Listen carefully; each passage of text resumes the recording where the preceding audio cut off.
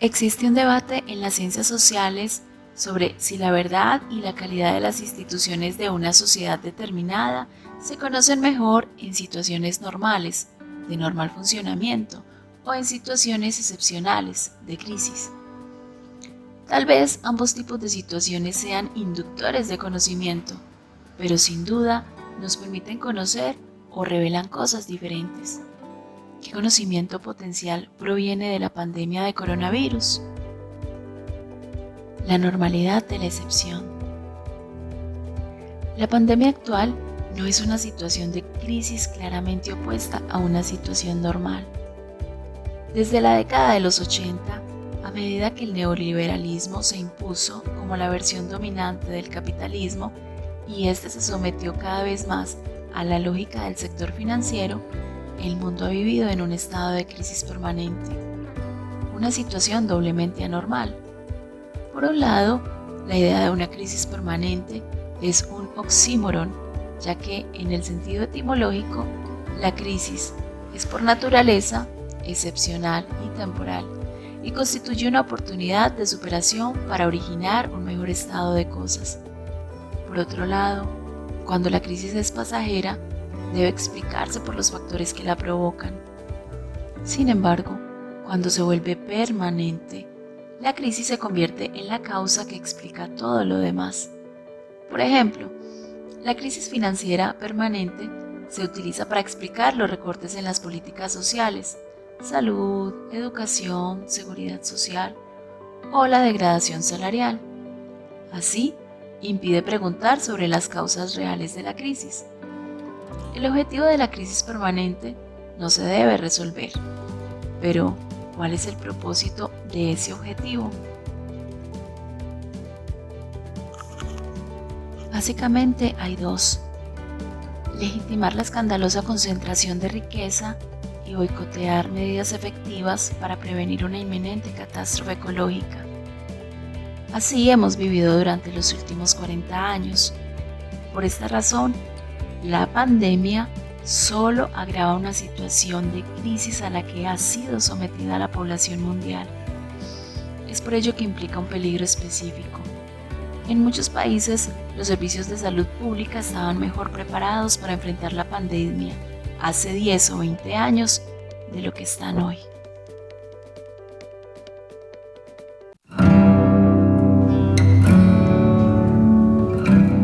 La elasticidad de lo social.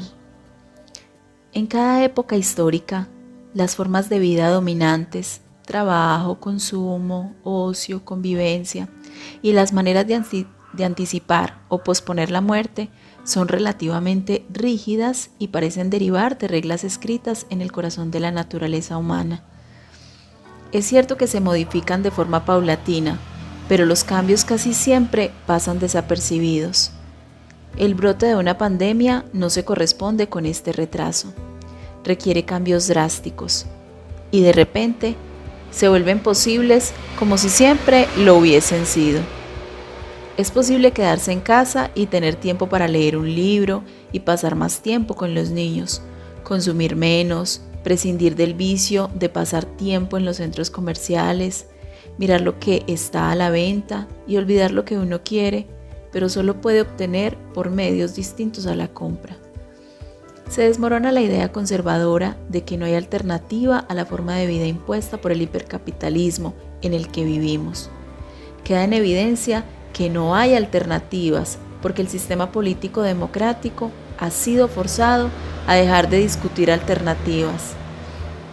Al haber sido expulsadas del sistema político, las alternativas entrarán cada vez más con mayor frecuencia en la vida de los ciudadanos y lo harán por la puerta de atrás de las crisis pandémicas, los desastres ambientales y los colapsos financieros. Es decir, las alternativas volverán de la peor manera posible.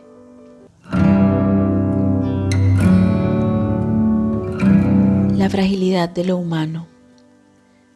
La aparente rigidez de las soluciones sociales crea en las clases que las aprovechan al máximo una extraña sensación de seguridad. Es cierto que siempre existe cierta inseguridad, pero se cuenta con medios y recursos para minimizarla, ya sea atención médica, pólizas de seguro, servicios de compañías de seguridad, terapia psicológica, gimnasios. Esta sensación de seguridad se combina con el sentimiento de arrogancia e incluso de condena de quienes se sienten víctimas de las mismas soluciones sociales. El brote viral pulveriza el sentido común y evapora la seguridad de un día para el otro. Sabemos que la pandemia no es ciega y tiene objetivos privilegiados, pero aún así crea una conciencia de comunión planetaria, de alguna manera democrática. La etimología del término pandemia dice exactamente eso: reunión del pueblo. La tragedia es que, en este caso, para demostrar solidaridad, lo mejor es aislarnos y evitar tocar a otras personas. Es una extraña comunión de destinos. ¿Serán posibles otras? Los fines no justifican los medios. La desaceleración de la actividad económica, especialmente en el país más grande y dinámico del mundo, tiene consecuencias negativas obvias, pero también posee algunas positivas. Por ejemplo, la disminución de la contaminación atmosférica. Un especialista en calidad del aire de la Agencia Espacial Estadounidense NASA dijo que nunca se había visto una caída tan dramática en la contaminación de un área tan vasta. ¿Acaso quiere decir que a comienzos del siglo XXI la única forma de evitar la inminente catástrofe ecológica es a través de la destrucción masiva de la vida humana? Hemos perdido la imaginación preventiva y la capacidad política para ponerla en práctica. También se sabe que, para controlar efectivamente la pandemia, China ha implementado métodos de represión y vigilancia particularmente estrictos. Cada vez es más evidente que las medidas han sido efectivas, pero China, a pesar de todos sus méritos, no es un país democrático. Es muy cuestionable que dichas medidas puedan implementarse o tengan la misma efectividad en un país democrático. ¿Significa que la democracia carece de la capacidad política para responder a emergencias? Por el contrario, The Economist mostró a principios de este año que las pandemias tienden a ser menos letales en los países democráticos debido a la libre divulgación de información. Pero como las democracias son cada vez más vulnerables a las fake news, tendremos que imaginar soluciones democráticas basadas en la democracia participativa a nivel de los vecindarios y las comunidades y en la educación cívica orientada a la solidaridad y cooperación y no hacia el emprendedurismo y la competitividad a toda costa. La guerra de la que se hace la paz. La forma en que se construyó inicialmente la narrativa sobre la pandemia en los medios de comunicación occidentales evidenció el afán de demonizar a China. Las malas condiciones higiénicas en los mercados chinos y los extraños hábitos alimentarios de los chinos, primitivismo insinuado, eran el origen del mal. Subliminalmente, el público mundial fue alertado sobre el peligro de que China, que hoy es la segunda economía mundial, domine el mundo. Si China era incapaz de prevenir semejante daño a la salud mundial y, además, de superarlo de manera efectiva, ¿cómo podríamos confiar en la tecnología del futuro propuesta por China? Pero, ¿el virus se originó en China? La verdad es que, según la Organización Mundial de la Salud, el origen del virus aún no se ha determinado. Por lo tanto, es irresponsable que los medios oficiales en los Estados Unidos hablen del virus extranjero o incluso del coronavirus chino, especialmente porque solo en países con buenos sistemas de salud pública, Estados Unidos no es uno de ellos, es posible hacer pruebas gratuitas y determinar con precisión los tipos de influenza que se dieron en los últimos meses. Lo que sabemos con certeza es que, mucho más allá del coronavirus, existe una guerra comercial entre China y Estados Unidos, una guerra sin cuartel que, como todo parece indicar, acabará con un vencedor y un vencido. Desde el punto de vista de los Estados Unidos, existe una necesidad urgente de neutralizar el liderazgo de China en 4 áreas: la fabricación de teléfonos móviles, las telecomunicaciones de quinta generación, inteligencia artificial, los automóviles eléctricos y las energías renovables. La sociología de las ausencias. Una pandemia de esta dimensión causa conmoción en todo el mundo. Aunque la dramatización está justificada, es bueno tener en cuenta las sombras que crea la visibilidad. Por ejemplo, Médicos Sin Fronteras advierte la extrema vulnerabilidad al virus de los miles de refugiados e inmigrantes detenidos en centros de internamiento en Grecia. En uno de ellos, Campo de Moria, hay un grifo de agua para 1.300 personas y no hay jabón. Los refugiados viven hacinados. Familias de 5 o 6 personas duermen en un espacio de menos de 3 metros cuadrados. Esto también es parte de Europa. Es la Europa invisible. Como estas condiciones también prevalecen en la frontera sur de los Estados Unidos, hay también allí una América invisible. Y las zonas de invisibilidad podrán multiplicarse en muchas otras regiones del mundo. Y tal vez, incluso aquí, muy cerca de cada uno de nosotros. Quizá baste abrir la ventana.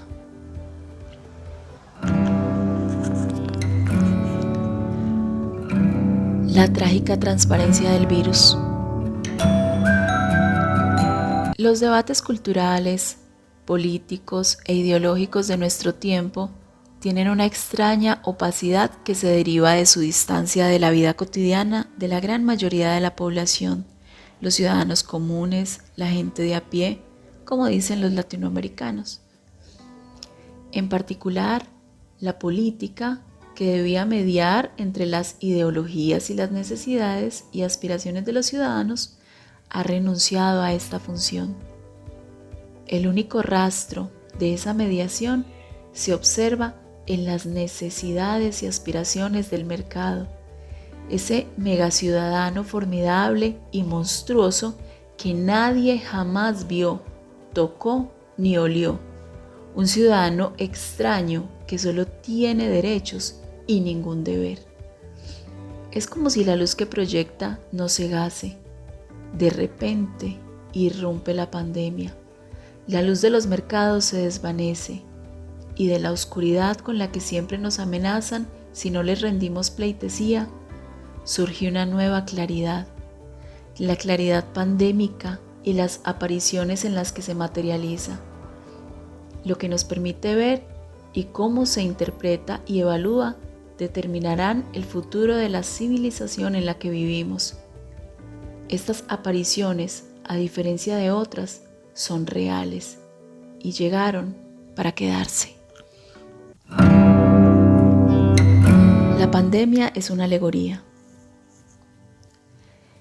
El significado literal de la pandemia de coronavirus es el miedo caótico generalizado y la muerte sin fronteras causados por un enemigo invisible. Pero lo que expresa es mucho más que eso. Estos son algunos de los significados que surgen de ella. El Todopoderoso invisible puede ser infinitamente grande, el Dios de las religiones escritas en los libros, o infinitamente pequeño, el virus. En los últimos tiempos ha surgido otro ser todopoderoso invisible, ni grande ni pequeño, pero deformado: los mercados. Al igual que el virus, es insidioso e impredecible en sus mutaciones, y como Dios, Santísima Trinidad, encarnaciones, es uno y muchos, se expresa en plural, pero es singular. A diferencia de Dios, el mercado es omnipresente en este mundo y no en el más allá. Y a diferencia del virus, es una bendición para los poderosos y una maldición para todos los demás. para la gran mayoría de los humanos y la totalidad de la vida no humana. A pesar de ser omnipresentes, todos estos seres invisibles tienen espacios de recepción específicos. El virus en los cuerpos, Dios en los templos, los mercados en las bolsas de valores. Fuera de estos espacios, el ser humano es un ser sin hogar trascendental. Sujeto a tantos seres impredecibles y todopoderosos, el ser humano y toda la vida no humana de la que depende son inminentemente frágiles. Si todos estos seres invisibles permanecen activos, la vida humana pronto será, o ya es, una especie en peligro de extinción. Está sujeta a un orden escatológico y se acerca al fin. La intensa teología que se teje alrededor de esta escatología contempla varios niveles de invisibilidad e imprevisibilidad. El Dios, el virus y los mercados son las formulaciones del último reino, el más invisible e impredecible, el reino de la gloria celestial o la perdición infernal. Solo ascienden a él aquellos que se salvan, los más fuertes, los más santos, los más jóvenes, los más ricos. Debajo de ese reino está el reino de las causas. Es el reino de las mediaciones entre lo humano y lo no humano. En este reino, la invisibilidad es menos rara, pero es producida por luces intensas que proyectan sombras densas sobre él. Este reino está compuesto por 3 unicornios. Sobre el unicornio, Leonardo da Vinci escribió: el unicornio, por su intemperancia e incapacidad para dominarse a sí mismo, y debido al deleite que le brindan las doncellas, olvida su ferocidad y salvajismo, deja de lado la desconfianza, se acerca a la doncella sentada y se duerme en su regazo. De esa manera, los cazadores logran cazarlo. En otras palabras, el unicornio es un todopoderoso feroz y salvaje que, sin embargo, tiene un punto débil. Sucumbe a la astucia de todo el que logre identificarlo. Desde el siglo XVII, los 3 unicornios han sido el capitalismo, el colonialismo y el patriarcado. Estos son los principales modos de dominación. Para dominar, efectivamente tienen que ser imprudentes, feroces e incapaces de ser dominados, como advierte Da Vinci. A pesar de ser omnipresentes en la vida de los humanos y las sociedades, son invisibles en su esencia y en la articulación esencial entre ellos. La invisibilidad proviene de un sentido común incalculado en los seres humanos por la educación y el adoctrinamiento permanentes. Ese sentido común es, al mismo tiempo, evidente y contradictorio. Todos los seres humanos son iguales, afirma el capitalismo, pero como existen diferencias naturales entre ellos, la igualdad entre los inferiores no puede coincidir con la igualdad entre los superiores, afirman el colonialismo y el patriarcado. Este sentido común es antiguo y fue debatido por Aristóteles, pero no fue hasta el siglo XVII que se introdujo en la vida de las personas de a pie, primero en Europa y luego en el resto del mundo. Al contrario de lo que piensa Da Vinci, la ferocidad de estos 3 unicornios no se basa solo en la fuerza bruta. Además, se sustenta en la astucia que le permite desaparecer cuando aún están vivos o parecer débiles cuando permanecen fuertes. La primera astucia se revela en múltiples artimañas. Así, el capitalismo parecía haber desaparecido en una parte del mundo con la victoria de la Revolución Rusa. Sin embargo, simplemente hibernó dentro de la Unión Soviética y continuó controlando desde afuera. Capitalismo financiero contra insurgencia. Hoy, el capitalismo adquiere mayor vitalidad en el corazón de su mayor enemigo, el comunismo, en un país que pronto será la primera economía del mundo, China. A su vez, el colonialismo ocultó su desaparición con la independencia de las colonias europeas, pero de hecho continuó metamorfoseándose en neocolonialismo, imperialismo, dependencia, racismo, etc. Finalmente, el patriarcado parece estar muriendo o debilitándose debido a las importantes victorias de los movimientos feministas en las últimas décadas, pero de hecho la violencia doméstica, la discriminación machista y el feminicidio aumentan constantemente. La segunda astucia consiste en la aparición del capitalismo, el colonialismo y el patriarcado como entidades separadas que no tienen nada que ver entre sí. La verdad es que ninguno de estos unicornios separados tiene el poder de dominar. Solo los tres juntos son todopoderosos. Es decir, mientras haya capitalismo, habrá colonialismo y patriarcado. El tercer reino es el de las consecuencias. Es el reino en el que los tres poderes todopoderosos muestran su verdadero rostro. Esta es la capa que la gran mayoría de la población logra ver, aunque con cierta dificultad. Este reino tiene hoy dos pasajes principales donde lo siguiente es más visible y cruel. La concentración escandalosa de riqueza y desigualdad social extrema y la destrucción de la vida en el planeta, la inminente catástrofe ecológica. Es ante estos dos paisajes brutales que los tres seres todopoderosos y sus mediaciones muestran hacia dónde nos lleva si continuamos considerándolos todopoderosos. ¿Pero son todopoderosos? ¿O será que su omnipotencia solo es el espejo de la incapacidad inducida por los humanos para luchar contra ellos? Esa es la cuestión. La realidad suelta y la excepcionalidad de la excepción. La pandemia otorga una libertad caótica a la realidad y cualquier intento de aprisionarla analíticamente está condenado al fracaso, ya que la realidad siempre va por delante de lo que pensamos o sentimos sobre ella. Teorizar o escribir sobre ella es poner nuestras categorías y nuestro lenguaje al borde del abismo. Como diría André Gide, es concebir a la sociedad contemporánea y su cultura dominante como una puesta en abismo. Los intelectuales son los que más deberían temer esta situación.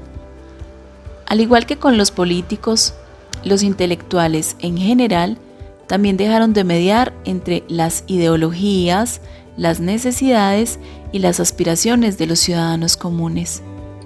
Median entre ellos, entre sus pequeñas y grandes diferencias ideológicas.